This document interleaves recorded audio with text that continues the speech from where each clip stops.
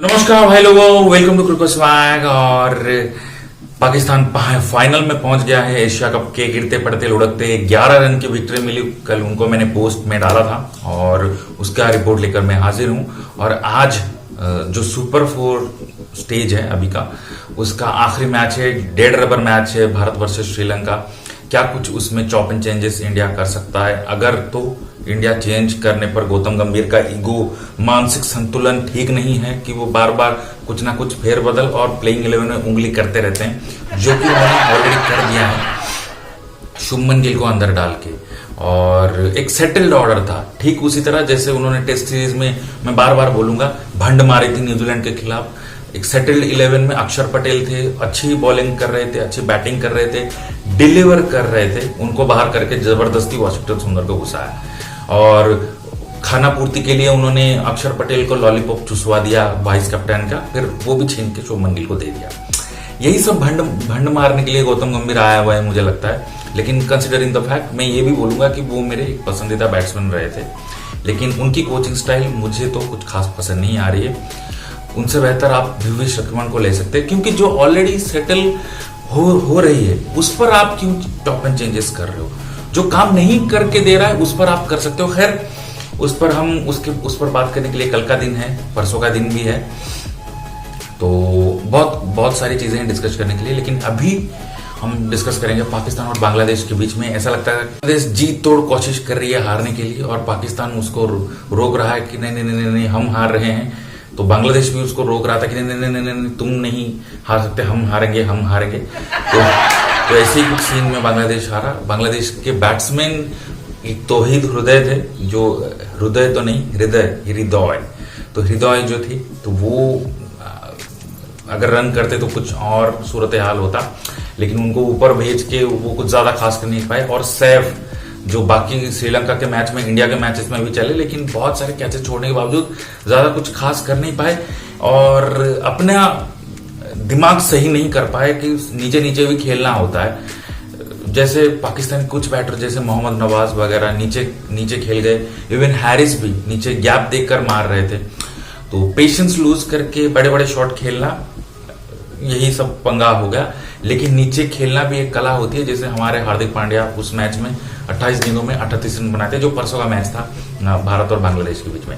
बहुत सारी चीजें हैं डिस्कस करने के लिए। Welcome to cricket swag. Video को लाइक करें, चैनल को सब्सक्राइब करें, भारतीय भाई को सपोर्ट करते हैं, वीडियो को हाइप जरूर करें। तो let's start on Pakistan versus Bangladesh. तो बांग्लादेश ने, मैंने पोस्ट में डाला ही था, तो बांग्लादेश ने टॉस जीता। टॉस जीतकर उन्होंने पहले बॉलिंग का डिसीजन लिया, मतलब चेजिंग का डिसीजन लिया, फील्डिंग का डिसीजन लिया, जो भी आप बोल सकते हैं। इनवाइट किया पाकिस्तान को बैटिंग करने के लिए। साहिबजादा फरहान और फखर जमान आए। फखर जमान बहुत ज्यादा स्ट्रगल कर रहे थे। ये तो अच्छा हुआ कि साहिबजादा फरहान ने एक चौका मार के बाकी बॉल फेस करके आउट हो गए, 4 बॉल फेस करके। पहले ही ओवर में तस्कीन अहमद ने उनका विकेट लिया, बहुत ही अच्छा विकेट था।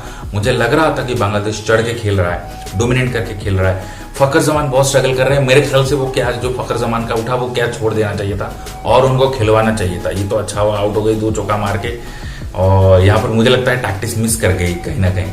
खैर, जो भी है, सायम आयू 3 गेंदों में 0 रन बनाए, तो खास कुछ चल नहीं पाए। उनको बॉलिंग की वजह से खिला रही है पाकिस्तान, इसमें कोई शको शुबा वाली बात नहीं है। और कल हुसैन तलत को भी बॉलिंग नहीं करवाया, कुछ चेंजेस कर रही है, कुछ माइंड गेम खेल रही होगी पाकिस्तान, क्या पता। उसके बाद सलमान अली आगा आए, 23 गेंदों में 19 रन बनाए, 2 चौके। वो भी बहुत स्ट्रगल किए, बहुत ही पैची रन थे, लेकिन खैर महत्वपूर्ण योगदान था। जो भी एंड में जितने भी रन से जीता, ये महत्वपूर्ण योगदान माना जाएगा। उसके बाद मोहम्मद हारिस बहुत हद तक खड़े रहे सलमान अली आगा के बीच, और उनके बीच में पार्टनरशिप लगा और मोहम्मद हारिस ने गैप में 2 चौके लगाए, 1 छक्का लगा। बाद में कॉटन बोल्ड हो गए मेहंदी हसन के हाथों, लेकिन बहुत अच्छी और बहुत ही महत्वपूर्ण पारी थी ये। और उसके बाद डायरेक्ट शाहीन शाह अफरीदी को भेज दिया गया। उनके भी, शाहीन शाह अफरीदी के भी 2-3 कैचेस ड्रॉप हुए। उसके बाद भी वो जैसे 13 गेंदों में 19 रन बनाए, 2 छक्के की मदद से। मोहम्मद नवाज लेकिन बार एक यूटिलिटी प्लेयर साबित होते हैं पाकिस्तान के लिए। उन्होंने 15 गेंदों में 25 रन बनाए, 2 छक्के 1 चौका, लेकिन उनका कैच भी धर लिया गया फाइनली बाउंड्री पर और मिस टाइम हो गया उनका शॉट। फहीम अशरफ एंड में फिर से उनको 8, 9, 10 जो भी मिले, कल वो कुछ ज्यादा ऐसे कुछ खास कर नहीं पाए। 9 गेंदों में 14 रन बनाए, 1 चौका जरूर लगाया। उसके बाद वो भी कट होके पीछे जाकर आया हारिस रॉफ 3 गेंदों में 3 रन बनाए, उनको एंड में स्ट्राइक नहीं मिला। तो 4 एक्स्ट्रा के साथ 135 रन का एक लड़ने लायक और एक फाइटिंग टोटल बनाया पाकिस्तान ने। बॉलिंग पर नजर डाले तो Taskin Ahmed 4 over 28 run 3 wicket, और उसके बाद Mehdi Hasan 4 over 28 run 2 wicket, Shakib और 4 ओवर 33 रन 1 विकेट। शाद हुसैन जो थे वो बहुत अच्छी बॉलिंग करते हुए नजर आए, 2 विकेट 4 ओवर में 18 रन देकर। मुझे पता ही था कि बांग्लादेश जोड़ तोड़कर उनकी औकात 127 130 तक है, लेकिन 135 क्या उसके पास तक पहुंच सकते हैं, लेकिन बहुत मुश्किल से इंडिया के खिलाफ ही उन्होंने इतने सारे कैचेस छोड़कर ही उन्होंने 127 बनाए थे। अगर लग ही रहा था कि अगर वो कैचेस की पाकिस्तान ने इतने सारे कैचेस नहीं छोड़े, हालांकि उनके भी दो दिन कैचेस ड्रॉप्ड हुए, लेकिन कंसिडरिंग द फैक्ट कि उन्होंने बनस्पत इंडिया की अच्छी फील्डिंग की है कैचेस की अगर क्वांटिटी और काउंटिंग देखी जाए तो मुझे लग ही रहा था बांग्लादेश वहां तक नहीं पहुंच पाएगी। अगर जान मार के पाकिस्तानी बॉलिंग करते हैं तो जीत जाएंगे, वही हुआ एंड में। और जवाब में उतरी जब बांग्लादेशी टीम है वो, और बांग्लादेश कल 3 चेंजेस के साथ उतरी थी। तस्कीन अहमद को वापस लाई थी और मेहदी हसन को वापस लाई थी, यही सब, और सैफुद्दीन को वापस भेजकर उनकी जगह पर और किसी और को लाई थी, लेकिन वो खास कुछ काम नहीं आया। सैफ हसन 15 गेंदों में 18 रन बनाए और उनका पहला एक रनआउट भी मिस हुआ, कैचेस भी ड्रॉप हुआ, लेकिन 1 चौका 2 छक्का मारकर वो भी टाटा गुड बाय बोलकर चले गए। उसके बाद परवेज हुसैन इमोन जो है वो 2 गेंदों पर 0 रन बनाकर पहले गेंद पर पुल शॉट, सबको अभिषेक शर्मा बनना है, एक टांग के ऊपर रख के स्क्वायर लेग पर छक्का मारने वाला, वो उधर लिए गए। फिर वहां पर शाहीन अफरीदी की वो विकेट थी, मोहम्मद नवाज ने एक बहुत खूबसूरत कैच पकड़ा। उसके बाद हृदय जो थे बहुत स्ट्रगल किए, 10 गेंदों में 5 रन, लेकिन वो भी पेशेंस लूज करके एक कैच थमाकर साइम आयूब के हाथों वो चले गए। उसके बाद लेकिन वो बहुत अच्छा कैच था साइम आयूब का। उसके बाद मेहदी हसन 10 गेंदों में 11 रन, एक छक्का जरूर लगाया उन्होंने, लेकिन वो भी पेशेंस लूज करके हुसैन तलतगर तो चले गए। उसके बाद नूरुल हसन बहुत पैची थे, एक पीछे एक छक्का लग गया, गलती से लग गया, हारिस राव की स्पीड इतनी थी, लीडिंग एज लग के पीछे चला गया, लेकिन वो कन्विंसिंग शॉट नहीं था। बहुत मुश्किल से एक बॉल हाथ से पिक नहीं कर रहे थे बॉल को, जब वो अबरार अहमद उनका बॉलिंग कर रहा था, बहुत मुश्किल से इक्का दुक्का करके रन ले गए, लेकिन उनकी भी बहुत पैची इनिंग्स थी, 21 गेंदों में 16 रन बनाए।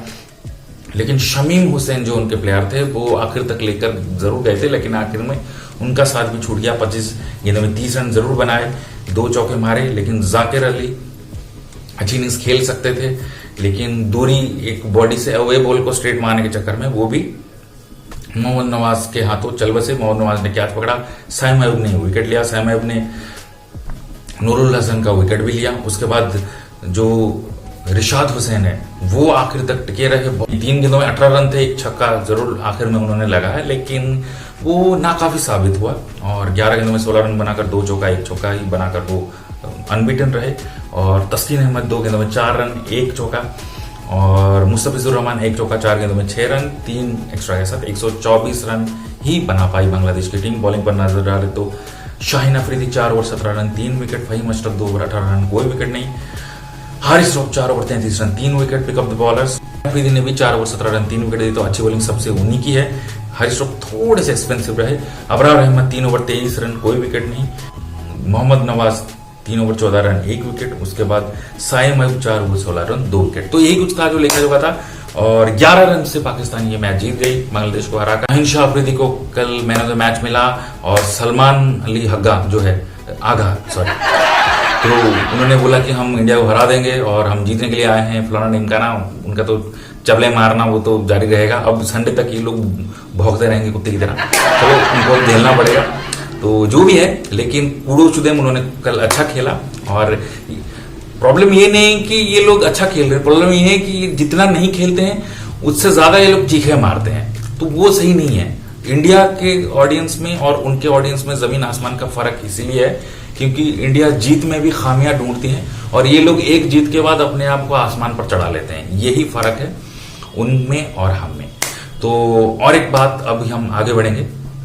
भारत और श्रीलंका के बीच में आज सुपर 4 स्टेज का आखिरी मैच होना है, और भारत क्या कुछ चेंजेस कर सकता है। अगर आपका भरोसा नहीं है संजू सैमसन के ऊपर, आप निकाल बाहर फेंको उनको, उनके जगह पर जितेश शर्मा को ट्राई करो। जितेश शर्मा एक मैच उनके ऊपर पड़ा है, अगर आप चेंज करना चाहते हो तो।